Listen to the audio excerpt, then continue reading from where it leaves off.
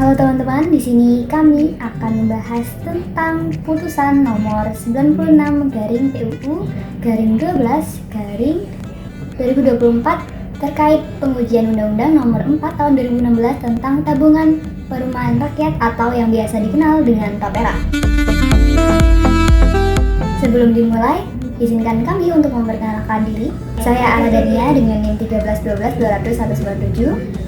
Ada teman kami, Halimatus, Sally Intan, Putri Aprilia, dan Nanda Cecilia. Dalam beberapa tahun terakhir, harga rumah di Indonesia semakin meningkat. Mulai dari harga tanah yang meningkat, harga biaya bahan bangunan, hingga KPR atau suku kredit rumah yang juga cukup tinggi dibandingkan dengan gaji pekerja di Indonesia. Hal inilah yang membuat banyak masyarakat, terutama pekerja muda, yang semakin putus asa untuk memiliki keinginan yaitu membeli rumah sendiri. Dengan penghasilan bulanan pekerja Indonesia saat ini, menabung untuk uang muka rumah saja sudah menjadi tantangan yang besar. Kondisi ini menimbulkan kekhawatiran bahwa impian memiliki rumah semakin jauh bagi sebagian besar pekerja. Dari sinilah program TAPERA atau Tabungan Perumahan Rakyat hadir dan bertujuan menjadi solusi dan tanggung jawab negara akan permasalahan tersebut. Program TAPERA memang memiliki tujuan yang mulia, membantu masyarakat, khususnya pekerja, agar bisa memiliki rumah.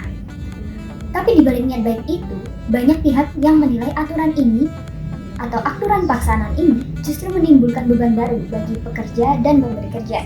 Itulah mengapa peraturan ini diajukan ke Mahkamah Konstitusi untuk diuji secara konstitusional. Konfederasi Serikat Buruh Seluruh Indonesia mengajukan judicial review terkait peraturan perundang-undangan program TAPERA, yaitu Undang-Undang Nomor 4 Tahun 2016 tentang Tabungan Perumahan Rakyat atau TAPERA. Dalam judicial review tersebut, berikut merupakan pasal-pasal yang diujikan dan pasal-pasal yang digunakan sebagai dasar pengujian. Pasal-pasal yang diujikan dalam Undang-Undang Nomor 4 Tahun 2016 adalah Pasal 7 Ayat 1, Pasal 9 Ayat 1 dan 2, Pasal 16, Pasal 17 Ayat 1, Pasal 54, dan yang terakhir adalah Pasal 72 Ayat 1. Selanjutnya, Pasal Undang-Undang Dasar Negara Republik Indonesia tahun 1945 yang menjadi dasar penguji adalah Pasal 28D Ayat 2, Pasal 28I Ayat 2, dan Pasal 34 Ayat 1.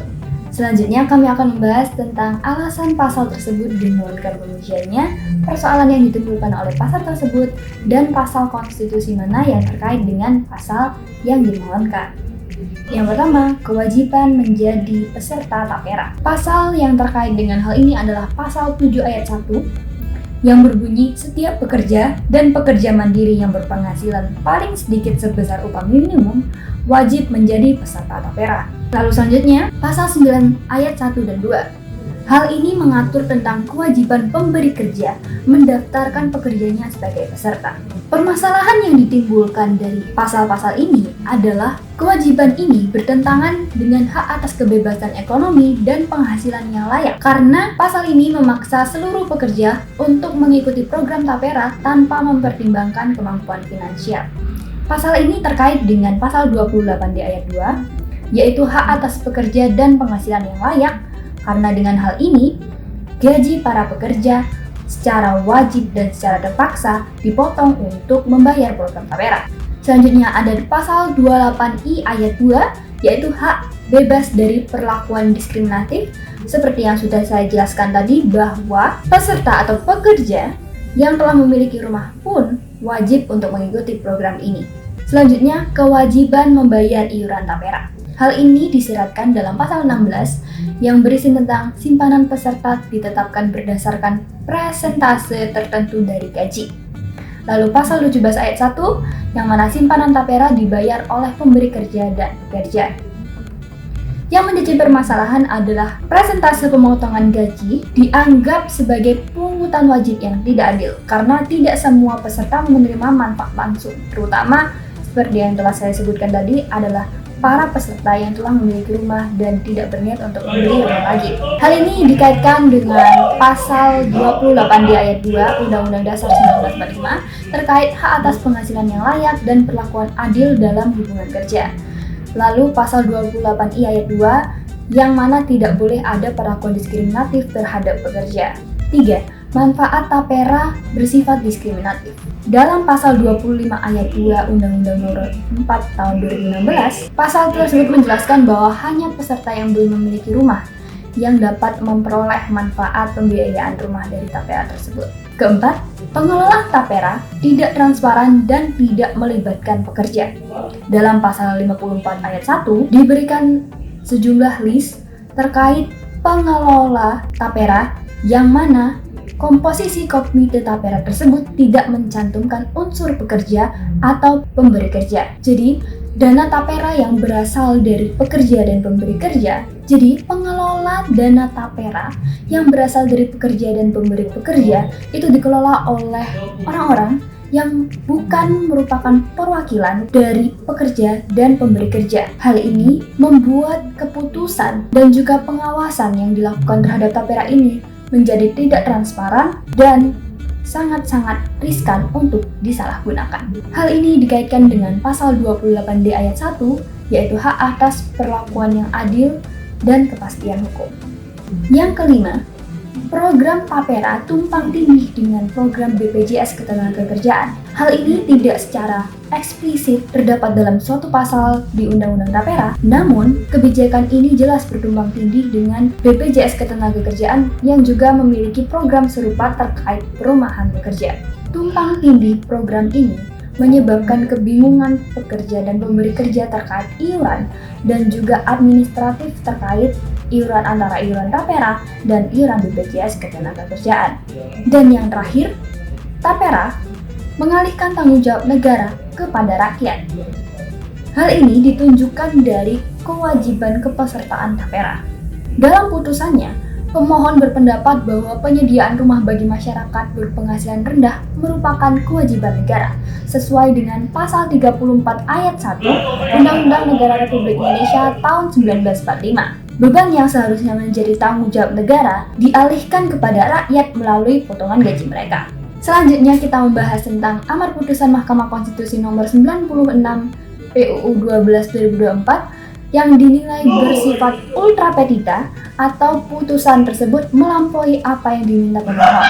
Kita mulai dengan memahami inti dari poin-poin amar putusan yang ada. 1. Permohonan pemohon dikabulkan seluruhnya. Mahkamah Konstitusi menyetujui seluruh dalil pemohon bahwa Undang-Undang Tapera bermasalah secara konstitusional. Yang kedua, Undang-Undang Nomor 4 Tahun 2016 tentang Tapera dinyatakan bertentangan dengan Undang-Undang Dasar 1945. Mahkamah Konstitusi menilai ketentuan dalam Undang-Undang Tapera tidak sejalan dengan prinsip keadilan dan perlindungan hak warga negara sebagaimana diatur dalam Undang-Undang Dasar tahun 1945. Dan yang ketiga, Undang-Undang Tapera dinyatakan tidak memiliki kekuatan hukum yang mengikat, namun tetap berlaku sementara dalam 2 tahun sejak putusan diucapkan. Yang artinya pemerintah diberikan waktu maksimal 2 tahun untuk memperbaiki dan menyusun kembali Undang-Undang Tapera agar sesuai dengan amanat konstitusi. Dan yang terakhir atau nomor 4, putusan harus diumumkan dalam Berita Negara Republik Indonesia. Hal ini terkait dengan ketentuan administratif yang telah ada, agar putusan memiliki kekuatan hukum dan diketahui publik secara resmi. Terkait dengan pernyataan bahwa putusan ini merupakan putusan yang bersifat ultra petita atau putusan yang dianggap melebihi kekuasaan legislatif, menurut kami berkaitan dengan poin ketiga dalam amar putusan. Kewenangan Mahkamah Konstitusi sebenarnya hanya terbatas pada pengabulan permohonan pemohon terkait norma yang dimohonkan. Namun, MK menambahkan penetapan masa transisi atau jangka waktu 2 tahun terkait norma tersebut. Hal inilah yang menurut kami bersifat ultra petita. Putusan MK yang menyatakan bahwa undang-undang tetap berlaku selama 2 tahun dan harus diperbaiki dalam jangka waktu tersebut adalah tindakan normatif. Yang mana dalam hal ini MK melampaui kewenangan yudisialnya dengan menciptakan ketentuan baru yaitu menetapkan masa berlaku sementara dan memberikan kewajiban penataan ulang norma yang dimohonkan. Jadi menurut kami, putusan tersebut memanglah bersifat ultra petita, yang mana MK memang melebihi kewenangan yudisialnya. Namun menurut kami putusan tersebut hadir untuk memberikan kejelasan terkait bagaimana sebaiknya putusan itu dilakukan. Sekian dari kelompok kami, mohon maaf apabila terdapat beberapa kesalahan dan sampai jumpa di video berikutnya.